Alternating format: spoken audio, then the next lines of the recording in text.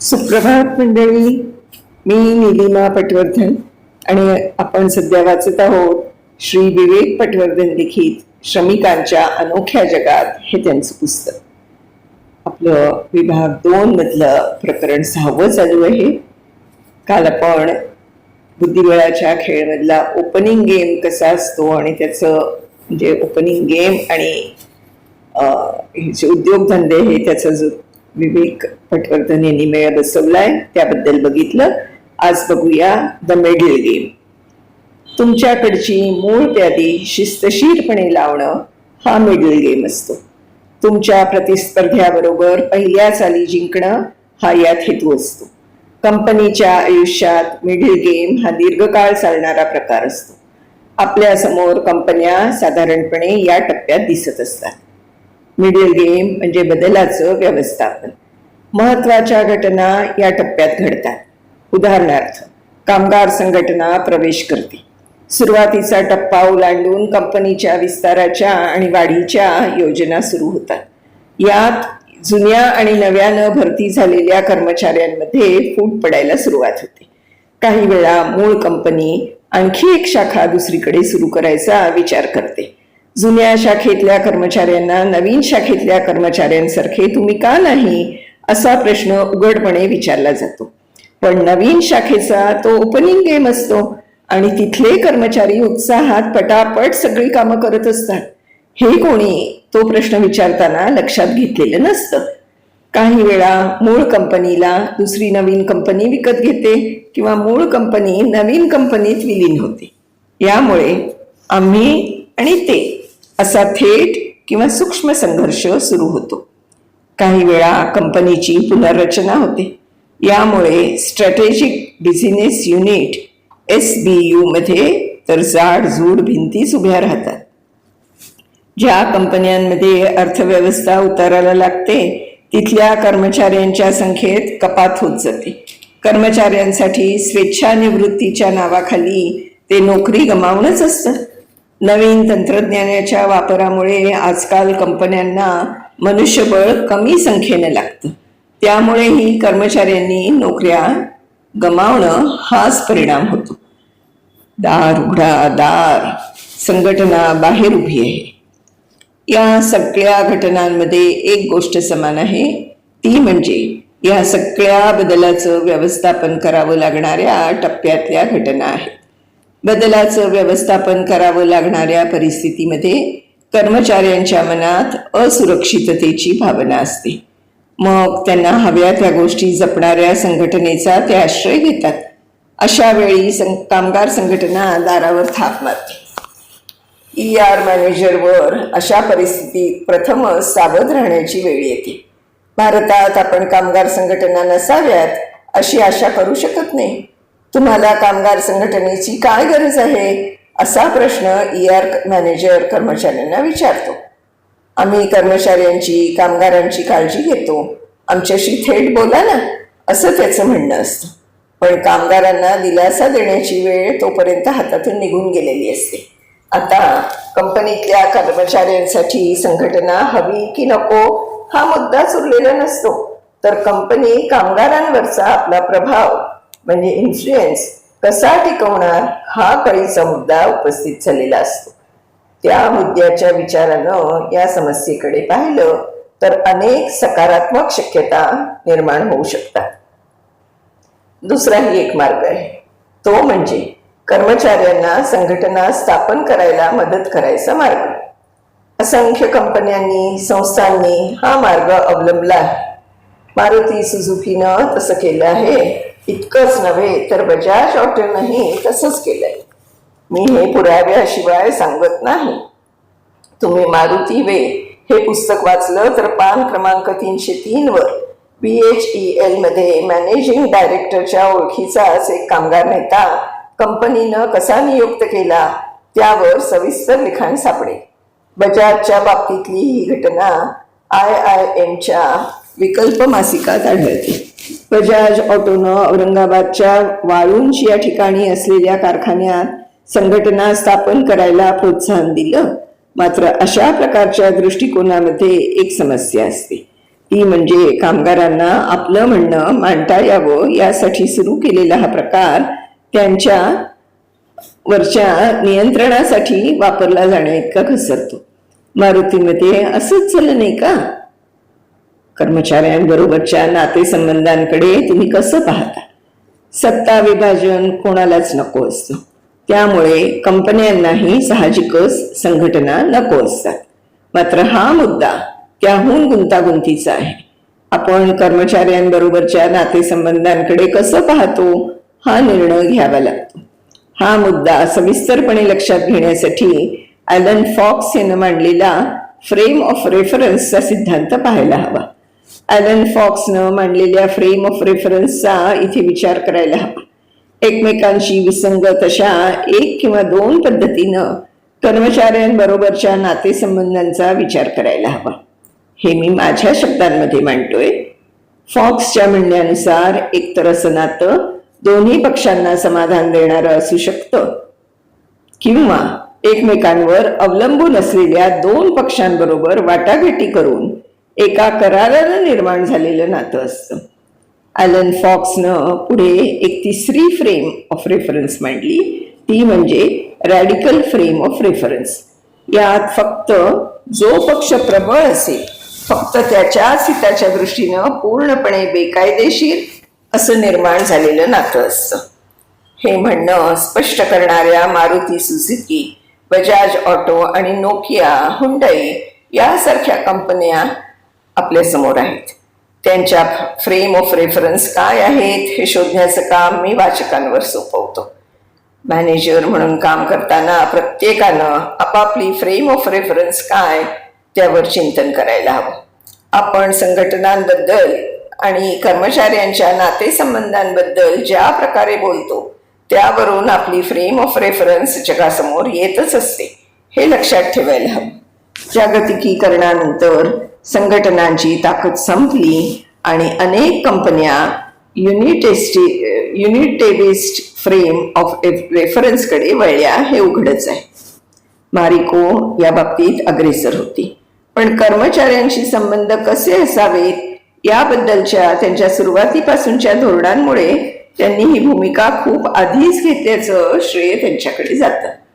अनेक बहुराष्ट्रीय कंपन्यांना या गटात बसायला आवडलं असतं, पण अमेरिकेप्रमाणे इथे कामगार संघटना हा प्रकार टाळणं अशक्य आहे. मात्र त्यांची युनिटेरिस्ट भूमिका अनेक वेळा केवळ दिखाऊ असते, त्यात खरोखर लपलेली रॅडिकल भूमिकाच असते. बहुराष्ट्रीय कंपन्या मोठ्या प्रमाणात या वर्गात मोडतात, मात्र सगळ्या बहुराष्ट्रीय कंपन्या या वर्गात नसतात, हेही खरं. युनिटेरिस्ट दृष्टिकोन स्वीकारलेल्या अनेक कंपन्यांचा सल्लागार या नात्यानं मी काम केलंय. कारखाना उभा केल्यानंतर लवकरच कामगार संघटना त्यांचं दार ठोठावत असतात. यावर त्यांची प्रतिक्रिया रंजक असते. ते म्हणतात, आता कामगार संघटना चित्रात आली आहे तर त्यांच्याबरोबर पण चांगलं आणि सौहार्दाचं नातं बाळगायला शिकून घेऊ. या विचारसरणीवर आधारित कृती ते करू पाहतात. त्यांचं मला फार कौतुक वाटतं. उद्योगधंद्यांमध्ये ते उत्तम सहचर्याचं नातं विकसित करतात. रॅडिकल फ्रेम ऑफ रेफरन्सचा विचार करता मला डझनभर उदाहरणं तर सहज आठवतात. ते उघड असल्यानं त्यावर मी फार भाष्य करणार नाही. औद्योगिक नातेसंबंधामध्ये एक भूमिका घेणं ही एक गोष्ट झाली, पण ती भूमिका सातत्यानं टिकवणं ही पुढची गोष्ट आहे. कंपन्यातलं नेतृत्व बदलल्यानंतर समस्या सुरू होते, कारण नव्या नेत्याचे विचार वेगळे असू शकतात. प्युरलिस्ट किंवा युनिटेरिस्ट विचारसरणी असलेला नेता गेल्यानंतर रॅडिकल विचारसरणीचा नेता आला किंवा आधीच्या नेत्यापेक्षा कोणत्याही वेगळ्या विचारसरणीचा नेता आला तर कर्मचाऱ्यांना तो फरक जाणवतो. कामगार संघटनांनाही तो फरक जाणवतो आणि त्यानुसार प्रतिक्रिया उमटतात. नवीन चीफ एक्झिक्युटिव्ह किंवा SPU प्रमुख पदावर आल्यानंतर त्याच्या वैचारिक भूमिकेनुसार कामगार संघटनांच्या मागण्यांना ज्या प्रतिक्रिया देतो त्यावरून हा पैलू किती महत्वाचा आहे हे आपल्या लक्षात येऊ शकेल. यावरून कंपनीकडे स्पष्ट अशी HR किंवा ER धोरणं आहेत का, हा प्रश्न उभा राहतो. कर्मचाऱ्यांशी नातेसंबंध कसे असावेत याबाबत कंपनीनं धोरण जाहीर केलेलं आहे का? आपण मिडल गेम मध्ये बद्दल चर्चा करतो आहोत आणि आपापले फायदे पाहून फायद्यांची रचना केली गेली आहे असं दिसून येत आहे.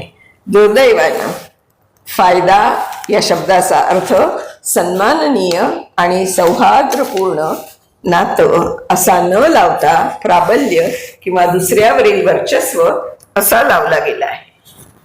तुम्ही पहिली प्यादी कशी रचता याचं साहजिक उत्तर म्हणजे तुमच्याकडे एक धोरण, एक योजना असायला हवी. अनेक चांगल्या कंपन्या कर्मचाऱ्यांशी नातेसंबंध कसे असावेत याबाबत धोरण जाहीर करतात. काही उदाहरण: south west airlines. South west हे कामगार संघटना या वैधपणे कर्मचाऱ्यांचं प्रतिनिधित्व करतात हे मान्य करून आमच्या ऑर्गनायझेशनचे ते मूल्यवान भागीदार आहेत असं मानतात. साऊथ वेस्ट कामगार संघटनांनी कंपनीप्रती कमालीची निष्ठा दाखवावी आणि कंपनीचे मालक असल्याची भावना बाळगावी अशी इच्छा व्यक्त करते. साऊथ वेस्ट संघटनांना आपला संपूर्ण भागीदार मानते.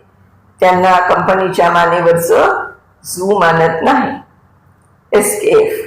एसकेएफ कर्मचाऱ्यांनी एकत्र येऊन त्यांच्या मर्जीनं कामगार संघटना तयार करावी आणि एकत्रितपणे वाटाघाटी कराव्यात. या कर्मचाऱ्यांच्या हक्काचा आदर करते. अशा संघटनांच्या प्रतिनिधींबाबत कोणताही भेदभाव होणार नाही आणि या प्रतिनिधींना कामगार सदस्य आणि त्यांचं कामाचं ठिकाण इथे मुक्त प्रवेश असेल याची एसकेएफ काळजी घेईल. नेस्लेच्या 8 पानी धोरणनाम्यातला हा काही अंश. नेस्ले अंतर्गत आणि बाह्य अशा कामगारांशी संबंधित सर्व भागधारकांशी स्वयंप्रेरितपणे आणि सातत्यपूर्ण सुधारणा करण्याबाबतीत दक्ष राहील. कॉर्पोरेट आणि स्थानिक पातळीवरचा मनुष्यबळ विकास विभागांमध्ये सुसंघटित रचना तयार करून कंपनी आपलं उद्दिष्ट साध्य करेल. तसंच यासाठी कंपनी पुढील धोरणं राबवण्यावर लक्ष केंद्रित करेल. कॉर्पोरेट व्यवसायातल्या आमच्या तत्वांमधली सामाजिक बाजू, तदनुषंगानं आंतरराष्ट्रीय पातळीवरची कामगार विषयक धोरणं यांचं पालन करायचा आम्ही पूर्ण प्रयत्न करू. नेस्लेच्या कॉर्पोरेट व्यवसायातली तत्व, नेस्लेच्या व्यवस्थापनातली नेतृत्वाबद्दलची तत्व आणि नेस्लेच्या व्यवसायाबद्दलची आचारसंहिता यांचा विकास सतत करत राहू. कामगार संघटना आणि इतर प्रातिनिधिक संघटना यांच्याबरोबरचा संवाद आणि वाटाघाटी यात सुधारणा करत राहू. इतर भागधारकांबरोबर कामगारांबाबतचा संवाद विकसित करायला प्रोत्साहन देत राहू. अशी स्पष्ट आणि निसंदिग्ध धोरण तत्व जाहीर करण्याचे काय फायदे असतात? पहिला फायदा म्हणजे मॅनेजरना कोणत्या परिस्थितीत कसं वागायचं याबद्दल मार्गदर्शन मिळतं. दुसरं म्हणजे यात सगळ्यांवरची जबाबदारी वाढते. सर्वसामान्य लोक तर सोडाच, पण संघटना देखील तुमच्या एखाद्या चुकीच्या कृतीसाठी तुम्हाला प्रश्न विचारू शकते. दुटप्पेपणाची छाननी होतेच. कंपन्या आपत्ती काळात सोपा पर्याय शोधण्यासाठी प्रसिद्ध आहे. टेस्को हे त्याचं नजरेत पटकन भरण्याजोगं उदाहरण आहे. टेस्कोचे UK मधल्या USDAW या संघटनेशी उत्तम संबंध होते. टेस्को USDAW यांची भागीदारी हे खासगी क्षेत्रातल्या कंपन्यांपैकी व्यापार संघटनेबरोबरच्या कराराचं सर्वात मोठं उदाहरण होतं. टेस्कोमध्ये कर्मचाऱ्यांबाबत उत्तम धोरणं राबवली जाण्यात या भागीदारीकडे बरंचसं श्रेय जातं. वरिष्ठ पातळीवरच्या अधिकाऱ्यांना कंपनीची उद्दिष्ट पूर्ण करण्यात, कर्मचाऱ्यांशी विचारविनिमय करणं आणि निर्णय प्रक्रियेत त्यांचा सहभाग असणं या गोष्टीचं मोल कळलं होतं.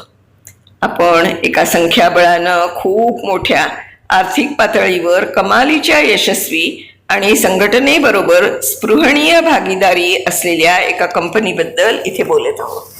या कंपनीनं अमेरिकेच्या बाजारपेठेत 2006 साली प्रवेश केला आणि ती एक आपत्ती ठरली. अमेरिकेतली त्यांची सर्व कामं फिसकटली त्यात प्रचंड आर्थिक नुकसान झालं आणि अमेरिकेतली कंपनीची शाखा तिथेच विकावी लागली. अमेरिकेतल्या संबंधित कामगार संघटनेचं नाव आहे UFCU, United food and commercial workers international union. या संघटनेनं द टू फेसेस ऑफ टेस्को या नावानं एक अहवाल प्रकाशित केला. इंग्लंड आणि अमेरिका या दोन ठिकाणी वेगवेगळी धोरणं राबवल्याबद्दल या अहवालात साहजिकच ताशेरे झाडले होते. टेस्कोनं अमेरिकेतल्या संघटनेला मान्यता दिली नाही आणि त्यांची भेटही घेणं नाकारलं. UFCUच्या आरोपांवर टेस्कोकडे काय उत्तर असेल याचा मला कायम अचंबा वाटतो. मंडळी, आज आपण इथे थांबूया आणि याच्या पुढचा भाग आपण उद्या वाचूया. तर तोपर्यंत मी निलिमा पटवर्धन आपली रजा घेते. पण याचबरोबर मला इथे अगदी नमूद करावं असं वाटतं की श्री विवेक पटवर्धन यांचा किती गाढा अभ्यास आहे या इंडस्ट्रीज आणि कामगार आणि त्यांचे मालक यांच्याबरोबरचा संबंध आणि त्याच्याशी अलाइड सगळ्याच गोष्टी. तर खरंच खूप छान पुस्तक आहे. मला खूपच आवडलं आहे. माझी खात्री आहे तुम्हा सगळ्यांना पण खूप आवडलं असेल. तर भेटूया पुढच्या भागामध्ये, उद्याच्या भागात. धन्यवाद.